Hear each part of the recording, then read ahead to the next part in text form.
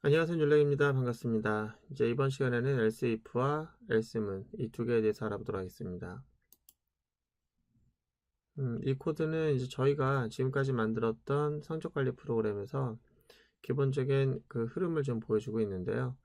이 흐름이 여기서부터 여기까지 진행되다가 다시 돌아가죠. 왜냐면은 여기에 while loop로 이제 사용했기 때문에 그런데 무한히 돌잖아요. 무한히 계속. 그러니까 프로그램을 정상적으로 종료할 수가 없어요. 강제로 종료해야만 하는데요. 이제 이거는 정상적인 거 아닌 것 같고요. 사용자가 강제 종료하지 않도록 하기 위해서 프로그램을 적절하게 끝낼 수 있도록 해야 되잖아요. 그래서 이번 시간에는 이제 정상적으로 프로그램 종료할 수 있도록 메뉴를 하나 넣으려고 합니다. 그래서 여기 3번이라고 하는 값을 이 메뉴에서 선택적으로 입력을 하면은 그 3번을 입력받으면은 이제 종료하는 거고요. 그리고 이왕에 메뉴를 만들어 놓은 거 성적 입력과 출력 중에서 내가 선택적으로 입력을 하거나 또 출력을 할 수 있도록 이렇게 메뉴에다 올려놨습니다. 이게 일반적인 프로그램의 형태예요. 사용자가 선택도 안 했는데 마음대로 흐름을 쭉 만들어가는 것이 아니라 일반적으로는 사용자에게 어떤 메뉴를 제시하죠. 그리고 그 메뉴에 따라서 선택적으로 내가 원하는 것들을 이제 실행할 수 있게 해주는 게 일반적인 프로그램 형태인데요. 여기서 이제 우리가 볼 거는 일단 1번과 2번이 선택적으로 실행될 수 있도록 메뉴를 먼저 이제 제어해 보도록 하겠습니다. 자, 그러기 위해서는 요게 지금 작성되어야 될 텐데요. 여러분들이 지금까지 작성했던 그 성적 입력이라고 하는 그 틀 위쪽에다가 메인 메뉴라고 하는 녀석을 일단 여러분들이 스스로 요걸 할 수 있을 것 같아요. 요거를 입력을 해 주신 다음에 그 다음에 진행하도록 할게요. 자, 이제 여러분들이 이거를 작성해 봤을 거라 생각을 하고요. 이제 같이 작성하도록 하겠습니다. 이거는 지난 시간에 했던 내용이니까 잠깐 닫고요. 저희는 여기서 요거 말고 이 전 시간 이제 8번째 예제를 복사해서 새로 만들도록 하겠습니다. 번호가 좀 꼬였네요. 이게 지금 7, 7 이렇게 되어 있네요. 여기 지금 8로 바뀌고 그래야 되는데 바꿀까요? 예, 바꾸도록 하겠습니다. 이거를 번호가 8로 하고 이거는 9로 하고 자, 이게 문제죠. 이게 문자열로 인식이 돼서 문자열 비교를 하는 바람에 1번 위로 올라가죠. 자, 그러면은 앞에서부터 다시 또 처음부터 이랬어야 되는데 해석하기도 자, 일단 그 번호를 넘버링을 좀 다시 고쳤는데요. 아이고, 일단 쓸데없는 시간을 보낸 사람들에게 죄송하다고 이제 말씀드리고요. 다시 예제로 좀 돌아가서 요거를 복사하겠습니다. 이걸 복사해서 이 일련 번호를 11번으로 하고 우리가 다룰 내용은 오늘 배울 내용이 else if니까 else if 이렇게 하겠습니다.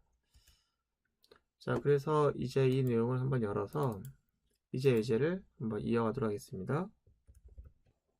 자, 전 했던 예제가 여기까지였는데 이제 메뉴를 붙이겠다. 그 위에다 붙여야겠죠. 붙이면서 이제 맨 땅으로 하는 것보다는 이 내용을 또 복사합니다. 그래서 여기다가는 메뉴 이렇게 하고 여기다가 메뉴 선택 메인 메뉴로 할게요. 메인 메뉴 이렇게 하고 그리고 이제 밑에다가는 사용자에게 어떤 메뉴를 선택할 수 있는지 메뉴를 좀 보여줘야겠죠. 그래서 여기 보시면은 이걸 살짝 복사하겠습니다. 그리고 여기다 붙여넣기 하고 여기다가 탭을 좀 넣을까요? 그래서 여기다가는 이제 1번 메뉴가 예, 성적 입력 이거를 복사해서 붙여넣기 근데 성적 입력하고 내려쓰기를 해야 되기 때문에 여기다가는 라인이라고 하는 걸 붙여야 되는데 쓰고 붙일 걸 했습니다. 컨디션이 안 좋은지 쓸데없는 비효율적인 동작이 많네요. 출력 그 다음에 종료 자 그렇게 해서 여기는 2번 메뉴 3번 메뉴 이렇게 하겠습니다. 자, 사용자에게 이제 어떤 메뉴를 선택할 것인지를 물어봐야 되겠는데요. 그 사용자에게 물어보기 위해서는 일단 프롬프트를 띄워야 되겠죠. 그래서 프롬프트를 띄우고 입력을 해야 되니까 여기다가 이렇게 t하고 꺾음새 이렇게 하나 만들어서 꺾음새가 이제 출력이 되면은 여기가 프롬프트가 이렇게 뜨겠죠. 오른쪽에. 그렇게 프롬프트가 뜰 수 있도록 입력을 받아야 되는데 그럼 스캐너를 이용해야 되잖아요. 그래서 스캐너 입력 받는데 그때 정수를 1 또는 2 또는 3 입력하겠죠. 그거를 저장하기 위한 변수가 또 필요한 거예요. 자, 그렇다면은 변수라.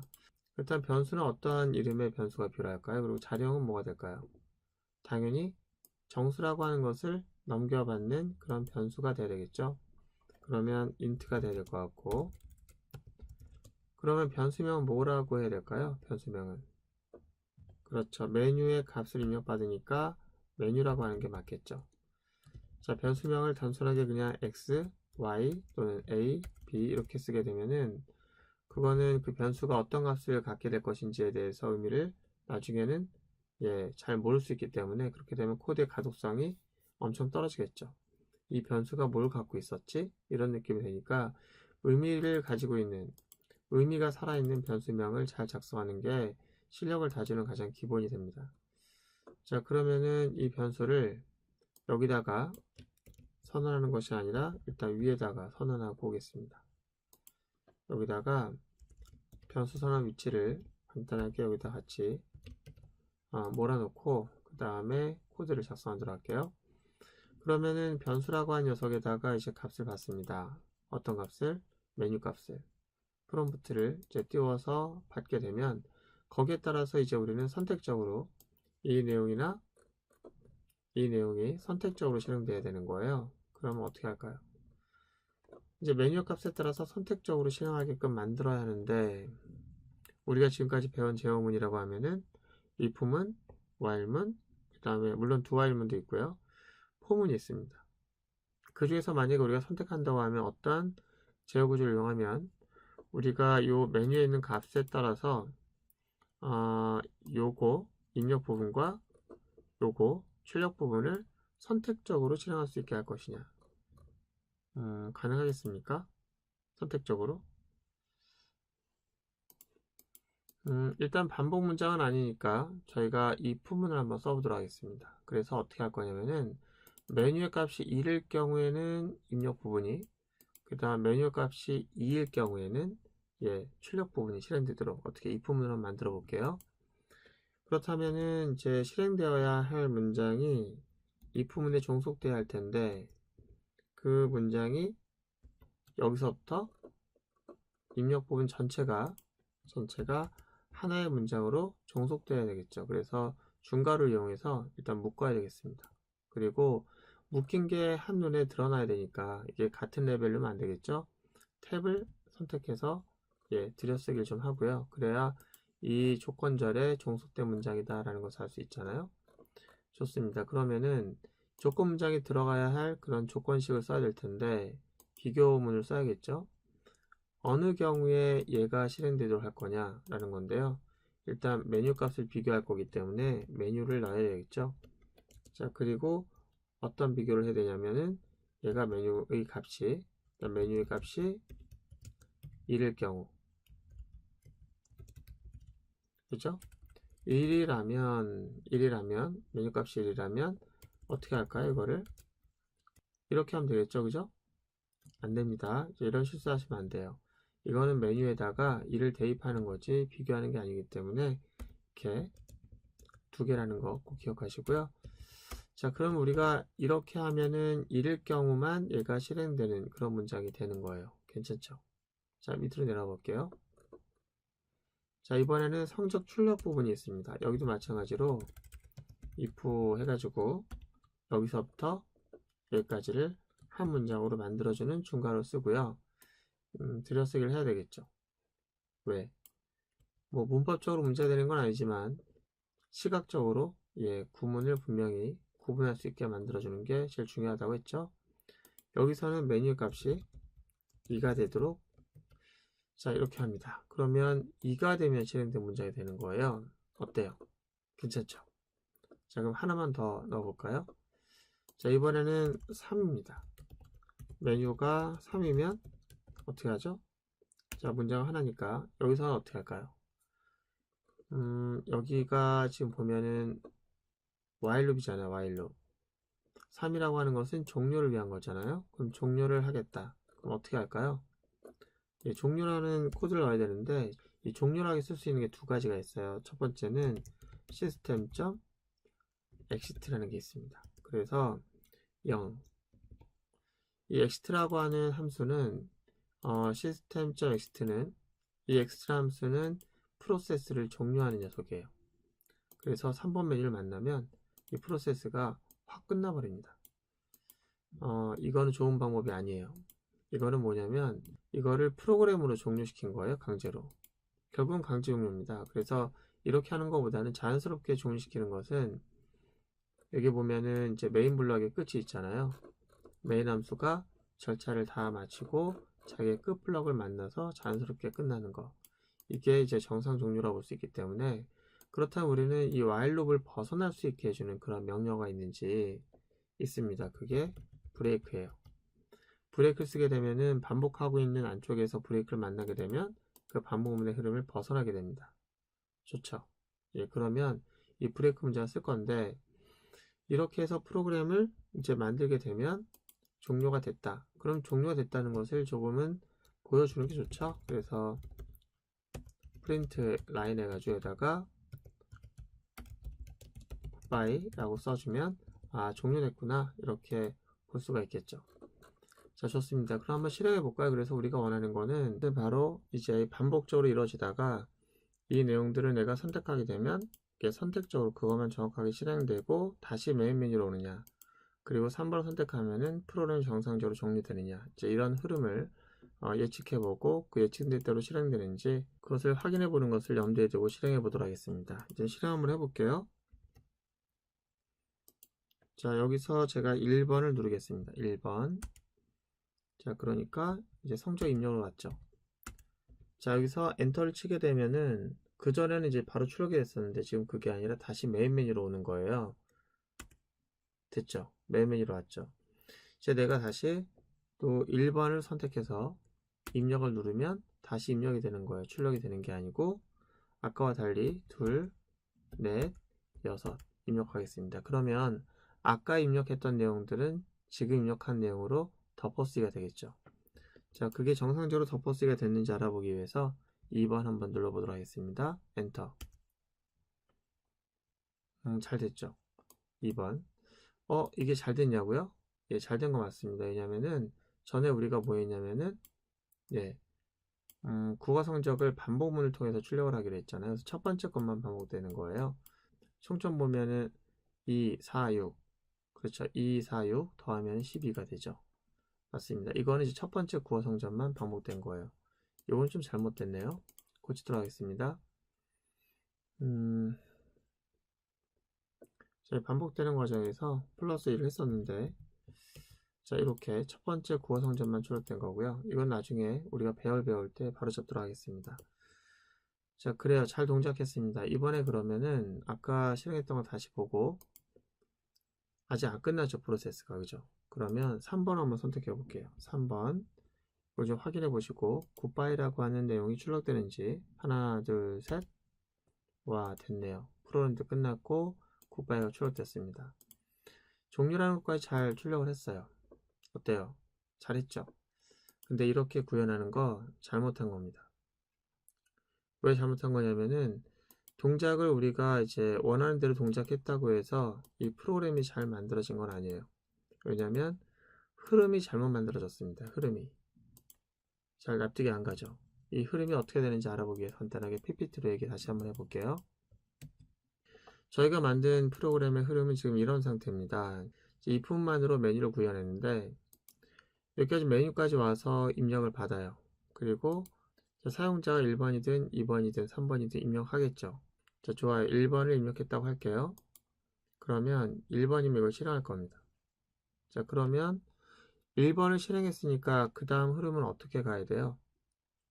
바로 밑에 꼴은 갈 필요가 없어요. 왜냐면은 1번이 걸렸으니까 얘가 선택적인 내용들이라서 1번이 됐으면 바로 다시 메인 메뉴로 가면 되는 거예요. 이렇게.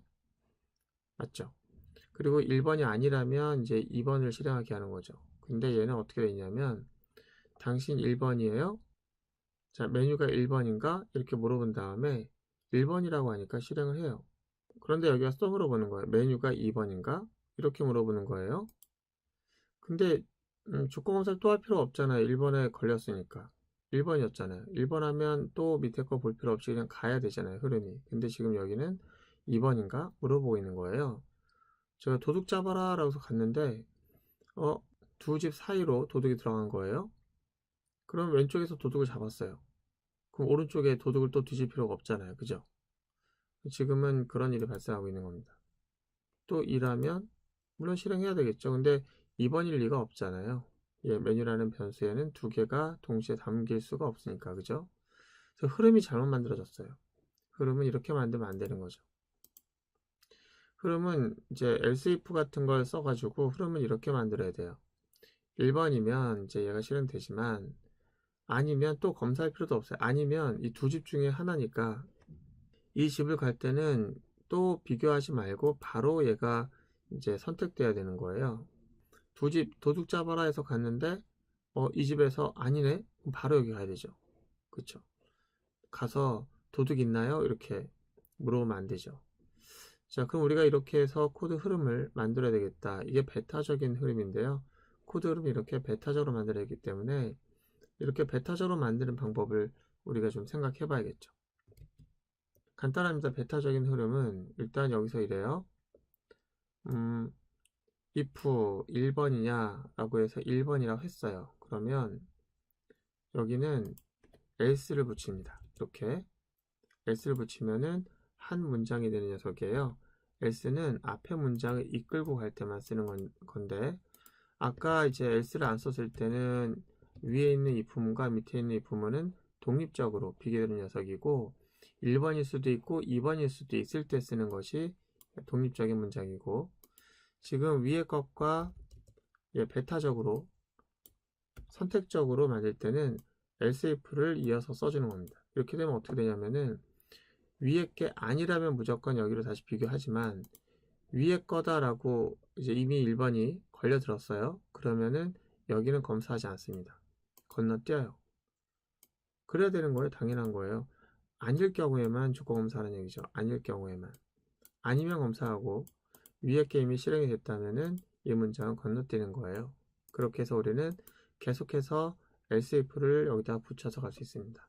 만약에 1번도 아니었고 2번도 아니었으면 밑에 또 else if가 또 붙을 수 있는 거예요. 그래서 여기에다가는 else 이렇게 붙여서 세 개의 문장을 하나의 줄로 연결해서 이렇게 할 수 있는 거예요. 그럼 세 개가 베타적인 문장으로 선택적으로 묶이게 됩니다. 자, 보세요. 1번이 걸렸어요. 그러면 어떻게 됩니까? 검사 안 하고 건너뛰는 걸 밑에 보지도 않습니다. 그래서 다시 흐름은 while 문으로 들어갑니다. 이렇게. 근데 1번이 아니었어요. 2번이 입력되었다면은 1번이 안 걸렸으니까 아닌 경우에 여기 들어와서 비교하게 되고 그렇게 되는 거예요. 그러니까 s라고 하는 거 앞에 하나만 더 써주면은 앞에 문장을 이어서 선택적으로 이 세 개의 문장 중에 하나만 실행되게 하는 흐름을 만들게 됩니다. 이래야 흐름이 아까보다는 훨씬 더 정상적으로 돌아간 거고 실행 흐름에 불필요한 낭비가 없게 되죠. 다시 생각하지만 우리는 프로그램을 만드는 사람이지만 프로그램이란 절차를 만드는 사람이고 절차는 흐름을 따지면서 만드는 거예요. 흐름을 따질 줄 모르는 사람은 프로그래밍을 할 수가 없는 거예요. 그래서 지금 여러분들이 이제부터 코드를 계속 늘려가겠지만 그럴 때마다 이게 어떻게 흐름을 갖지 이런 것들을 꼼꼼히 따지는 습관을 꼭 가지시고 대부분의 많은 그 코딩이 안 되는 분들은 이 흐름을 생각을 안 하고 그냥 단순하게 조건을 써주고 그럽니다. 그래서 흐름을 따져보지 않으니 동작만 잘 되면 나 잘 됐다라고 박수치고 그걸로 뒤도 안 돌아봐요. 이 흐름이 뭔가 비효율적이다라고 하면 그것을 발견할 수 있어야 프로그래밍을 잘하는 사람이 됩니다. 자, 그러면은 일단 실행 결과는 아까와 똑같지만 분명히 아까와 실행 흐름은 다른 프로그램에 만들어지고 있는 거예요. 자, 똑같이 동작을 하죠. 메뉴로 다시 왔고요. 그 다음에 2번 입력하면은 출력도 되고, 맞죠? 그 다음에 종료를 하게 되면은 종료도 됩니다. 하지만 아까와 흐름이 다르다는 거 꼭 기억하시고요. 자, 그리고 이제 1번이나 2번이나 3번, 혹시 그 외의 값을 입력하면 어떻게 되죠? 라는 생각도 들 수 있죠. 사용자한테 물어봤잖아요. 1번이냐 2번이냐 3번이냐라고 이렇게 한정적으로 물어봤는데 꼭 4번 입력하는 사람이 있단 말이죠. 어떻게 할까요? 그럴 때 쓸 수 있는 게, 그 외의 값을 우리가 어떻게 처리할 것인가를 여기다 else라고 하는 구문으로 쓸 수가 있습니다. 여기다가는 system.out.println에서 다가